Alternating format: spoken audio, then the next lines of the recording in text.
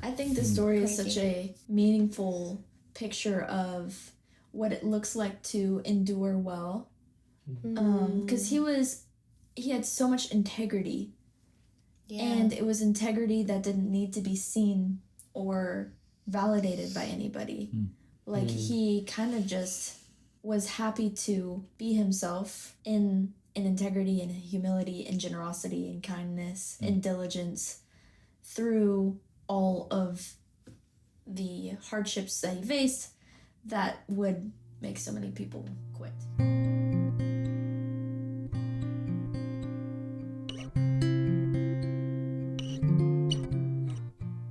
Welcome back to the Rooted Minds podcast, where we come together as a family to talk about books and our emotions. And in today's episode, we are going to be talking about Jean Lee Latham's Carry On, Mr. Bowditch.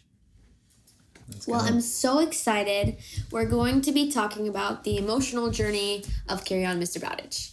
And so, first of all, let's just talk for a second about just overall book summary. What do you guys remember from this story? Well, a lot, but... It's about a boy named Nat. Yeah. Starts off when he's a little boy and then goes on through his early adulthood. Yeah, he's 6 when we see him first. Yeah. And he's indentured at an early age when he's 9, I believe. And indentured for a long time, 9 more years or something like that. And he has to go and work. Which indentured means? Indentured means it's kind of like he has to go and be apprenticed under this guy, and he has to work under him for that amount of time. So it's kind of basically like limited slavery. Yeah, live in his house, do the work for him. Doesn't get paid. No pay. No pay, and he can't be out past a certain hour. So there's like a level of like limitations. Locked down. He's locked down for sure. He's a very curious boy and very interested in helping his family, so he's very family oriented and personable, and goes through a lot of stuff. Yeah, and they're in Salem, Massachusetts. Yes. Back in the day when Salem was like the hopping, shipping hub. Yeah. Like connects Shipping almost like industry, to like the Scarlet Letter. It's a similar location of when Salem was the high point instead of Boston before everything moved to Boston. So this is interesting time to be alive as a sailor. Yeah, you want to be in Salem. it's true. That's where he was born. So there's a lot of sailors in this book. Lots of sailors, sailing. lots of sailing. Yes, So lots of it's- navigating. He goes through his indentured time, and then he ends up becoming a sailor himself, and is able to help the sailing industry. It's very cool. Even though he's very small. Yes. Not built to be a sailor, not. but he has a mind that just is just incredible. Yeah. And that's, I think, part of one of the tragedies of his indentured, Yes. position is that he was on the track to go to Harvard. He was that like... He wanted to Brilliant. go so bad. And there were people who told him he should go to Harvard. And the crazy thing is, like, he's the only one in his family that was indentured.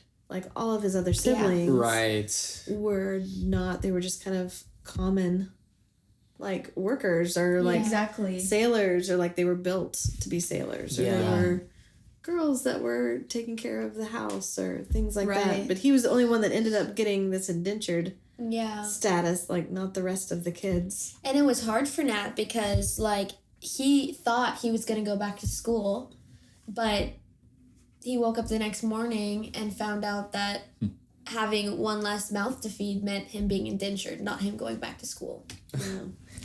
Which is a hard hit for a little boy. Absolutely. And Especially a brilliant boy. they use these words in the book, like, as themes throughout, like becalmed is one of them. So if you think about a sailboat, what does a sailboat need to...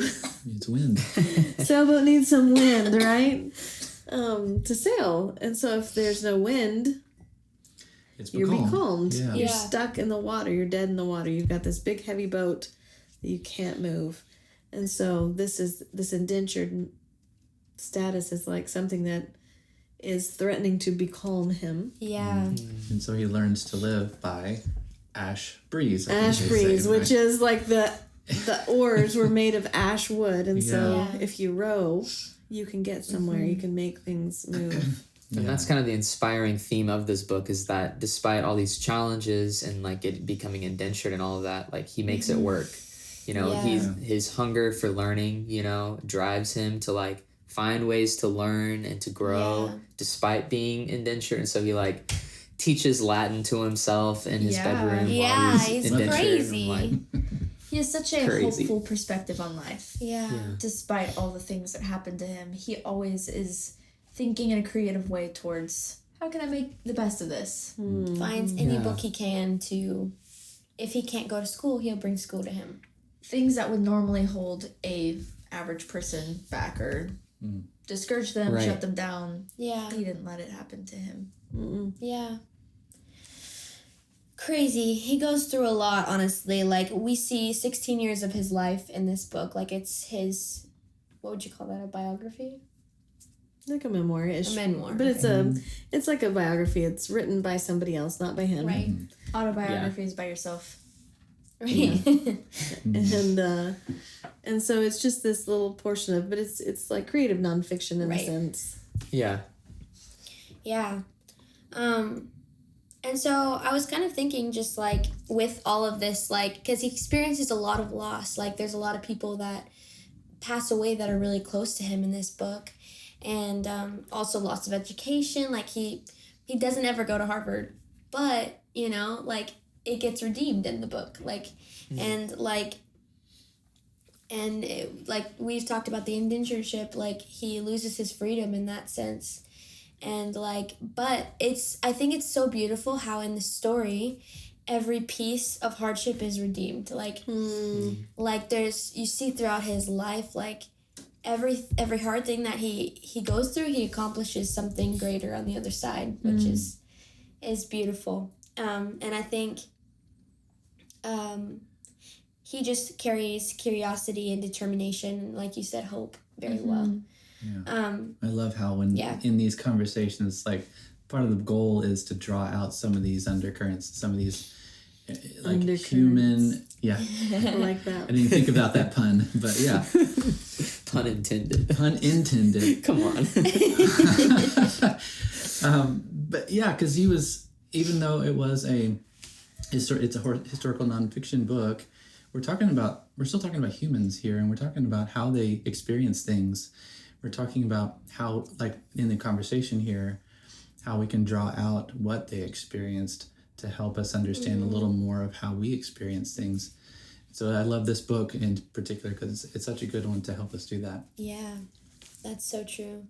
I kind of was thinking we could talk about like ways that this story resonates, and just thinking about how like there's very relatable things in this book that we can think about.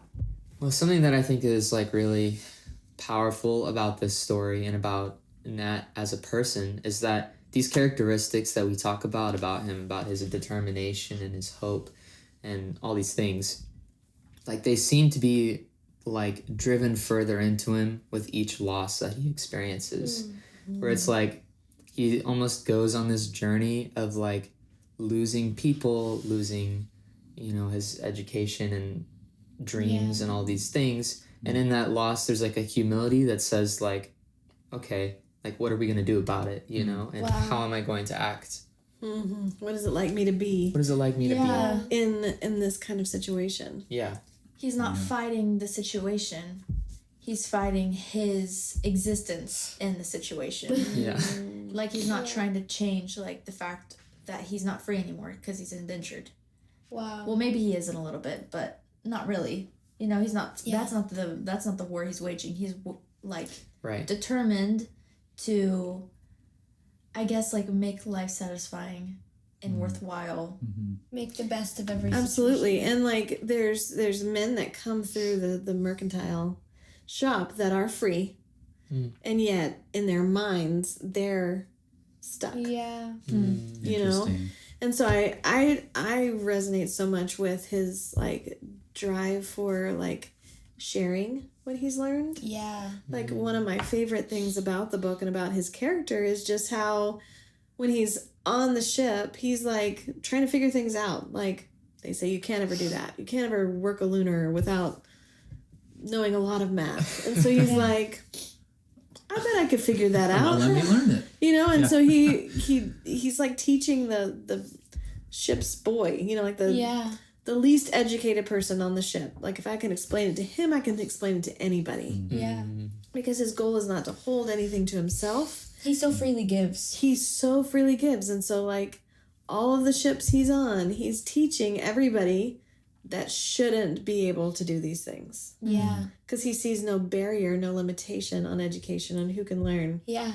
And some people have been told for so many years that they're not smart enough to learn. Yeah. They're only good enough to be a muscle or be a fighter. Yeah. But Nat shows them that with a little bit of creative teaching and building their confidence, all of a sudden he turns the whole ship's crew into like people who can run ships. Navigators. And that frustrates his captains all the time because he keeps losing all the crew because now they've gotten better positions on the ship and he's enhanced their lives with his simple generosity. And it's coming from this place of like, this was my life, you know? Mm-hmm. Like I wasn't given the cards to have anything more than a life sold. And from that loss came compassion. And he like made the change for himself, and it was so generous and humble of him to share it because it was hard, and a lot of people could consider like, I did the work for this, you didn't do the work for this. Like I earned this, you didn't, so I'm not just gonna give you your ticket into freedom. But he like didn't care, which is such a true and humble form of kindness. Yeah. It was almost like his curiosity kept him outside himself. Yeah. It wasn't so, self-pity wasn't a thing. Yeah. With him, he was always curious about what others could do or what he could do, like that would help others, you know. And that's inspiring to me. You know, I feel like, you know, it's easy to get stuck in well, your own bubble, your own world, and start to believe some of the messages that are coming your direction about what you're able to do, or who you are, or different things. But he seemed to be able to look past it in such a way that kept him moving forward, and such a way that was helpful, like and sort of like a servant to all those around him. Well, his mind moved so like deeply in math. Like he was finding all these errors in this book that everybody was like, nobody in this the textbook guy knows what he's talking about. And he's finding all these errors, but he's not like arrogant about it or like lording it over all these people that don't know math. No. He's just explaining and helping them understand why that's a big problem. Right. He's actually kind of like almost excited, but not because he found an error, but because it means like better math for everyone else and more solutions. And so because he's he not so like deeply cares. Yeah. At the same time, you know, the things that he went through were hard. Like the way that Latham writes it, you know, it was hard for him. Like it wasn't. He was still human, you know, and I appreciate that because it's not like he was just sort of pretending or glossing over it or putting it, you know what I mean? Yeah. Like he was truly experiencing that feeling, and yet was able to get back to a place where he knew what he needed to do. Sort of like he's again moving forward. Well, and he was so brilliant. He could have been a professor. It's true. Like if he would have gone off to For Harvard, he could have been the guy teaching the math. He could be published. He could be all these things. And yet we see him getting this other kind of classroom that he never would imagine. That's cool. That like teaching these people to sail like bettered the whole economy because keeping ships afloat, getting goods from here to there, you know, like because saving fixing lives. war literally saved lives. Yeah, The navigation book. Wow. absolutely. And that's just like encouraging, like kind of like what you said earlier, that even though he didn't have much in the sense of like physical property, he was able to be so generous with his mind. And just it's amazing to like see in his life like the impact of that, like when you're generous with what you have Yeah. even if that's not like physical possessions. Yeah. And he wasn't really thinking about that. Yeah. He was just like, we're here. I have something. We've got time. Yeah. Let's share. You know, it was a very simple Beautiful perspective. Yeah. And he believed in people and believed that they had the capacity to actually understand and pick it up as well. And there was so much about the way that he kept his mind active that helped him stay steady in a lot of those emotional highs and lows. Yeah. Like when the navigation got scary, or when there was actual danger on the water, or when he lost people that he loved. Yeah. Because he always, he lost a lot of people. He did. And something like kind of he had always said was like, math is like fixed. Like it doesn't change. Math is steady. Math is steady, yes. And I think that's beautiful that he found something that's like, it's like when you're sailing and you have to look at the horizon to see what's still. And I feel like that for him was like math, because, or just learning in general. Good point. Yeah. And I think it was also beautiful how, like, again, like the Lord took everything that he had chosen to do and learned, like his obedience almost in his indentureship, like later paid off, because like he was able to speak French. And they didn't have to find a translator because he was able to How do you know French? Oh, I learned it to read this book.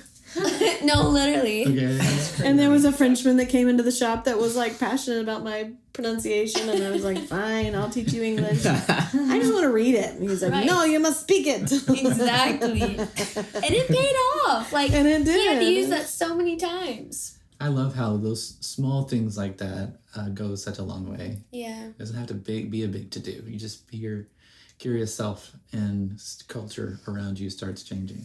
Yeah.